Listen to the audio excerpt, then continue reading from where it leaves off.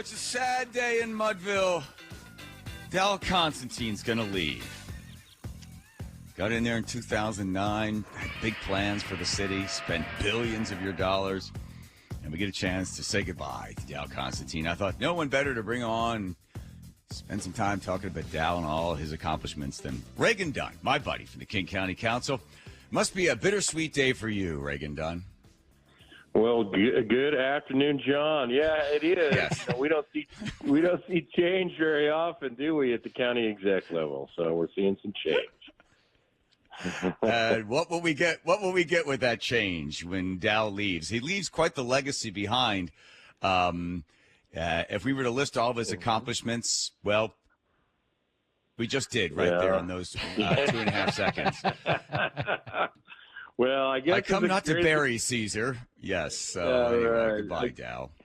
Yeah, I guess his greatest accomplishment is stability. He was there for 16 years, and here we are. But, hey, new election coming up, fresh faces, new ideas, new democracy, and I think that's going to be a good thing. And, you learn after a while that when people are running for office, it's the best time to get them to make promises. So we're going to extract some information and get some things that the taxpayers need, including community safety for starters.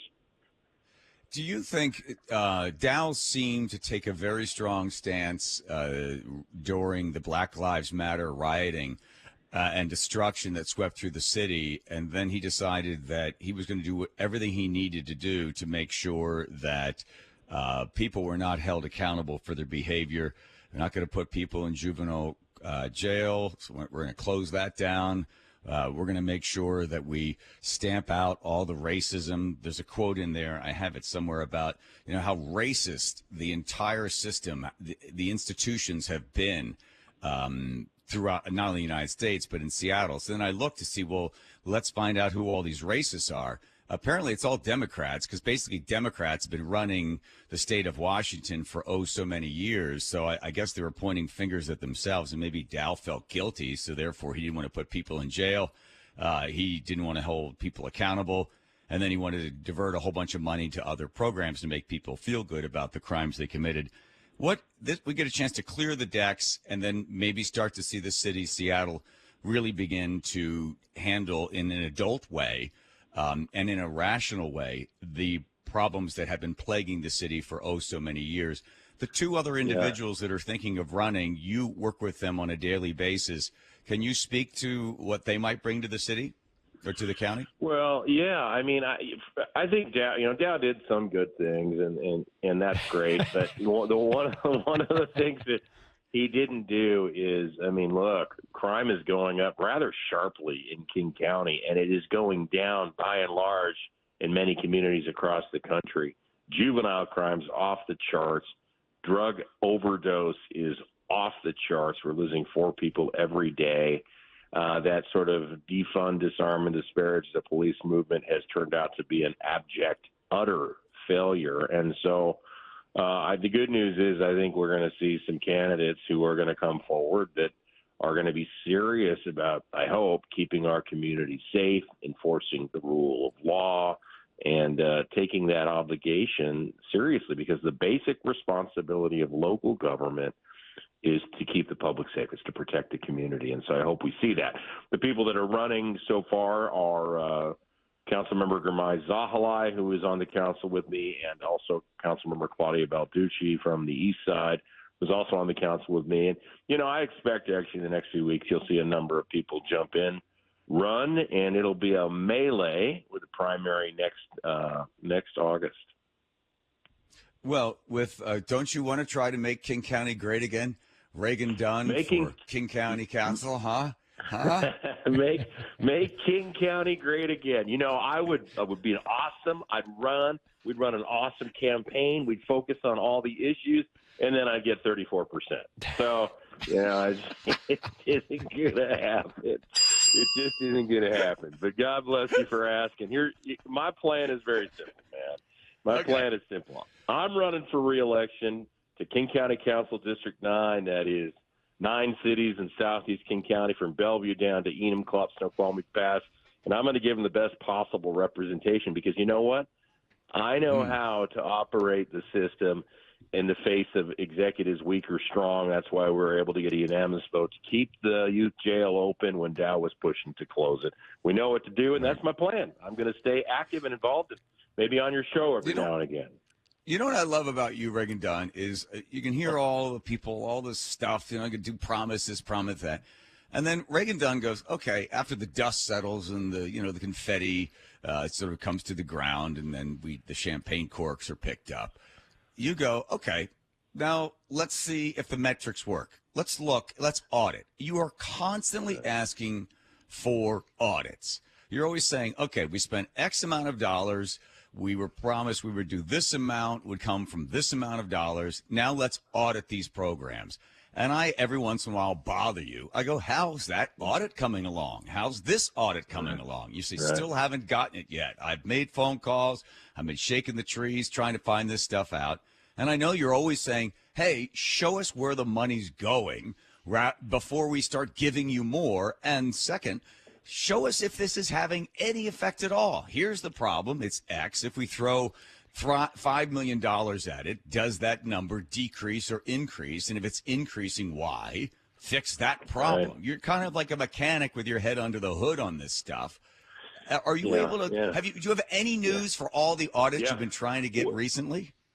Well, I think we are going to get an audit of restorative community pathways, which is that uber liberal, crazy kids commit violent crimes and don't ever have to see a judge thing. The Seattle Times just editorialized a week or so ago on that issue, and we forwarded that to the to the appointed auditor, and I think she's very interested in auditing that. So I think that is likely to happen.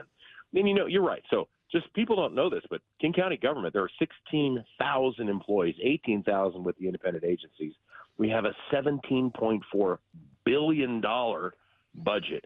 And ask yourself, friends, what are you getting for that $17 billion from King County? I mean, not a lot. So what we need to do is we got to make sure we are measuring the performance of the programs we're doing. And I'm not talking about outputs, like how many homeless people we're serving. I'm talking about outcomes. How many homeless people are sleeping on the streets every night? Because I don't care how many meals you're serving. I want to make sure the number of homeless people, for example, is going down. The number of murders, for example, or rape or violent crime is going down. We got to measure what really matters, which is the output. So that's why I'm trying to be a steward of the tax dollars, and that's why folks are paying me to do the work I do and elected me to this particular position. I saw that Ann Davidson announced that they're going to actually start putting people in jail for misdemeanor crimes. Good. Yeah, that's good. And they finally, in the Seattle Police Department, is now able to book them. That's a good first step because, there's a whole bunch of folks out there, including youth, that are able to get away with these misdemeanors, gross misdemeanors also, and they have a continuing pattern of this predatory behavior. We need to lock some of those guys up and make an example of those young people. Same with these graffiti kids, man. I'm telling you, I've had enough of that, too. And let's, we don't do it all the time, but when I was at the U.S. Department of Justice, the theory of prosecution is deterrence, right? So you prosecute, you promote it, you let people know that in certain areas you're going to get prosecuted. We need to start doing this again because this, arresting somebody, giving them a hug and letting them back out of the community is obviously not working because we had record murders last year. Crime is way up in King County, overdose, all of it, cartel activity. We've got to move more strongly on the criminal justice front for sure. We're talking to Reagan Dunn from King County Council there in the 9th. I want to ask you, I hadn't had a chance to chat with you about this. What was your reaction to the election just last week? Well, I think it was interesting. I think that, I think the Democrats lost that election on the policies, and I've learned this personally.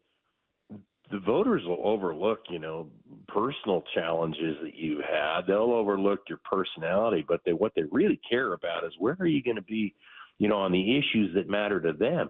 And the Democrats got hammered on immigration, the porous borders. They just got overrun on crime, and I think the whole woke force feeding of minority communities, all of these policies designed to help them. They didn't want that, and they lost minority coalitions in great numbers. And Trump and that coalition won because of the issues.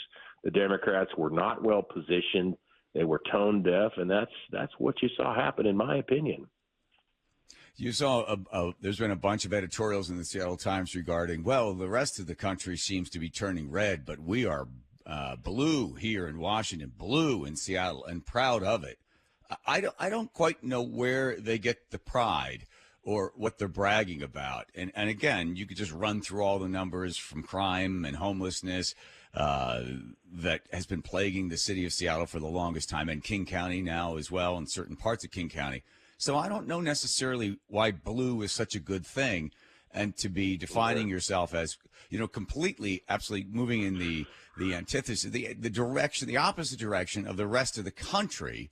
But yet they are, marching on into what seems to be a spiraling, uncivil society here. Yeah, well, I saw certainly in my district, Bill Ramos, state rep, running for state senate, incumbent Democrat in the 5th district, which isn't even nearly as conservative as my district. He's sitting at 51%. So that's a King County, a complete King County district. So, downtown Seattle got bluer, I'm sure, but, it's always going to be bluer. But the suburbs were very much competitive in the middle. And I saw my district, East Pierce County and southeastern King County, got redder. It was an interesting phenomenon. But like if you stay with the issues and the positions that the public wants that will improve our community, like good education, like criminal justice, like law enforcement, like basic infrastructure improvements, the stuff that people care about, immigration, you're going to win elections. Put good candidates forward, they're going to win elections, and I'm not too worried about all of that. Okay. Well, listen, I know you want to get back to work. I do appreciate your time on the show. And for those that you think there's going to be more than the two that are right now thinking about tossing their hat in the ring, you think? Yeah.